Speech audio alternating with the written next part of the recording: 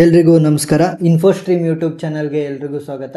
ಈ ವಿಡಿಯೋದಲ್ಲಿ ನಾವು ಫ್ರ್ಯಾಕ್ಷನಲ್ ನ್ಯಾಪ್ಸ್ಯಾಕ್ ಪ್ರಾಬ್ಲಮ್ನ ಡಿಸ್ಕಸ್ ಮಾಡ್ತಾ ಹೋಗ್ತಾ ಇದ್ದೀವಿ. ಸೊ ಇದಕ್ಕಿಂತ ಮುಂಚೆ ನಾನು ಆಲ್ರೆಡಿ ಡೈನಾಮಿಕ್ ಪ್ರೋಗ್ರಾಮ್ ಟೆಕ್ನಿಕ್ನ ಯೂಸ್ ಮಾಡಿಕೊಂಡು ನ್ಯಾಪ್ಸ್ಯಾಕ್ನ ಹೇಗೆ ಸಾಲ್ವ್ ಮಾಡೋದು ಅನ್ನೋದನ್ನು ಕೂಡ ಮಾಡಿದ್ದೀನಿ. ಅದರ ಲಿಂಕನ್ನು ಡಿಸ್ಕ್ರಿಪ್ಷನ್ನಲ್ಲಿ ಕೊಟ್ಟಿರ್ತೀನಿ. ಸೊ ಫಸ್ಟ್ ನಾವೇನು ಮಾಡಬೇಕು ಅಂತ ಅಂದರೆ, ಬೆಸ್ಟ್ ಟೆಕ್ನಿಕ್ ಅಂತ ಅಂದರೆ ಫ್ರ್ಯಾಕ್ಷನಲ್ ನ್ಯಾಪ್ಸ್ಯಾಕಲ್ಲಿ ನಾವೇನು ಮಾಡ್ಬೋದು ಅಂತ ಅಂದರೆ, ಪ್ರಾಫಿಟ್ ಮತ್ತು ವೆಯ್ಟ್, ಇಲ್ಲೇನು ಪ್ರಾಫಿಟ್ ಮತ್ತು ವೆಯ್ಟ್ ಕೊಟ್ಟಿದ್ದಾರೆ ಅದರ ರೇಷಿಯೋನ ತಗೊಂಡು ಅದರ ಬೇಸಿಸ್ ಮೇಲೆ ನಾವು ಪ್ರಾಬ್ಲಮ್ ಮಾಡ್ತಾ ಹೋದರೆ ಬೆಸ್ಟ್ ಟೆಕ್ನಿಕ್ ಆಗುತ್ತೆ. ಸೊ ಇದರಲ್ಲಿ ಮೇಜರಾಗಿ 3 ಟೆಕ್ನಿಕ್ಸ್ ಬರುತ್ತೆ. ನೀವು select the items based on maximum ಪ್ರಾಫಿಟ್ನ ಯೂಸ್ ಮಾಡಿಕೊಂಡು ಮಾಡ್ತಾ ಹೋಗ್ಬೋದು. ನೆಕ್ಸ್ಟ್ ಮ್ಯಾಕ್ಸಿಮಮ್ ವೆಯ್ಟ್ ಮುಖಾಂತರ ನೀವು ಮಾಡ್ತಾ ಹೋಗ್ಬೋದು, ಅಥವಾ ಮ್ಯಾಕ್ಸಿಮಮ್ ಪ್ರಾಫಿಟ್ ಬೈ ವೆಯ್ಟ್ ರೇಷಿಯೋನ ಯೂಸ್ ಮಾಡ್ಕೊಂಡು ಮಾಡ್ತಾ ಹೋಗ್ಬೋದು. ಸೊ ನಾವು ಇವಾಗ ಮ್ಯಾಕ್ಸಿಮಮ್ ಪ್ರಾಫಿಟ್ ಬೈ ವೆಯ್ಟ್ ರೇಷಿಯೋಯಿಂದ ಮಾಡ್ತಾ ಹೋಗೋಣ, ಯಾಕಂತಂದರೆ ಇದು ಬೆಸ್ಟ್ ಟೆಕ್ನಿಕ್ ಆಗಿರುತ್ತೆ ಫ್ರ್ಯಾಕ್ಷನಲ್ ನ್ಯಾಪ್ಸ್ಯಾಕಲ್ಲಿ. ಸೊ ನಾನೇನು ಮಾಡ್ತೀನಿ, ಪ್ರಾಫಿಟ್, ಪಿ ಅಂದರೆ profit by weight ratio. So 5 divided by 1 ಎಷ್ಟು ಆನ್ಸರ್ 5. ನೆಕ್ಸ್ಟ್ 10 ಡಿವೈಡೆಡ್ ಬೈ 3 ಅಂದರೆ 3.3. 15 ಬೈ 5 ಅಂದರೆ 3. 7 ಡಿವೈಡೆಡ್ ಬೈ 4 ಅಂದರೆ 1.75. Next 8 divided by 1 is 8. 9 divided by 3 3. 4 divided by 2 2. So ನಾವೇನು ಮಾಡಿದ್ವಿ, ಪ್ರಾಫಿಟ್ ಟು ವೆಯ್ಟ್ ರೇಷಿಯೋನ ಕಂಡುಹಿಡ್ಕೊಂಡೋಗಿದ್ವಿ. ಸೊ ಇವಾಗ ನಾನೇನು ಮಾಡಬೇಕು ಅಂತಂದರೆ, ಯಾವ ಪ್ರಾಫಿಟ್ ಬೈ ರೇಷಿಯೋ ವ್ಯಾಲ್ಯೂ ಜಾಸ್ತಿ ಇರುತ್ತೆ ಅದನ್ನು ನಾನು ಇಲ್ಲಿ ಆಬ್ಜೆಕ್ಟು ಪ್ರಾಫಿಟ್ಟು ವೆಯ್ಟು ಅದರ ಮುಖಾಂತರ ಮಾಡ್ತಾ ಹೋಗಬೇಕು.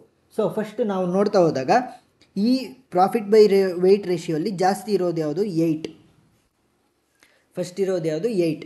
8ನ ಆಬ್ಜೆಕ್ಟ್ ಯಾವುದು, 8ನ ಆಬ್ಜೆಕ್ಟ್ ಯಾವುದು, 8ನ ಆಬ್ಜೆಕ್ಟ್ 5. So object 5.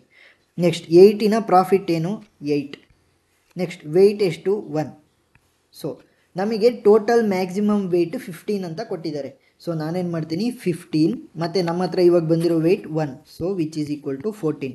ಇವಾಗ ನಮಗೆ ಒಂದು ವೆಯ್ಟ್ ಕಡಿಮೆ ಆಯಿತು, ಒಂದು ಪ್ಲೇಸನ್ನು ನಾವು ಫಿಲ್ ಮಾಡಿದ್ವಿ. ಸೊ ಇನ್ನು ಉಳಿದಿರೋದೆಷ್ಟು, 14 ಸ್ಪೇಸ್ ಮಾತ್ರ ಉಳಿದಿದೆ. ನೆಕ್ಸ್ಟ್ 8 ಆಯಿತು ನಮಗೆ. 8 ಆದಮೇಲೆ ಏನು ಮಾಡ್ತೀವಿ, 8ಗಿನ್ನ ಅದಕ್ಕಿಂತ ಒಂಚೂರು ಚಿಕ್ಕದು ಯಾವುದು, ಅದಕ್ಕಿಂತ ಒಂಚೂರು ಚಿಕ್ಕದು 5. ಸೊ 5ನ ಆಬ್ಜೆಕ್ಟ್ ಯಾವುದು, 1. 5ನ ಪ್ರಾಫಿಟ್ ಎಷ್ಟು, 5.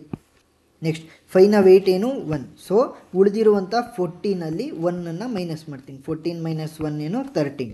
ನೆಕ್ಸ್ಟ್ 5 ಆಯಿತು, 8 ಆಯಿತು. ನೆಕ್ಸ್ಟ್ ಅದಕ್ಕಿಂತ ಒಂಚೂರು ಚಿಕ್ಕದು ಯಾವುದು, 3.3. 3.3ನ ಆಬ್ಜೆಕ್ಟ್ ಯಾವುದು, 2. ಪ್ರಾಫಿಟ್ ಎಷ್ಟು, 10. Weight 3. So 13 minus 3 which is equal to 10. Next ನೀವು 3ನಾರು ಈ 3ನಾರು ತೊಗೋಬೋದು, ಈ 3ನಾರು ತೊಗೋಬೋದು, ನೀವು ಯಾವ್ದು ಬೇಕಾದ್ರೂ ತೊಗೋಬೋದು. ಸೊ ನಾನು ಫಸ್ಟಿಗೆ ಈ 3ನೇ ತೊಗೊತೀನಿ. ಸೊ 3 ಮ್ಯಾಕ್ಸಿಮಮ್ ಪ್ರಾಫಿಟ್ ಎಷ್ಟು, profit by weight ratio 3. So object ಯಾವುದು, 3. Profit 15, weight 5. So 10 minus 5 which is equal to 5. Next ಈ 3ನ ತೊಗೊಳೋಣ. ಆಬ್ಜೆಕ್ಟ್ ಯಾವುದು, 6.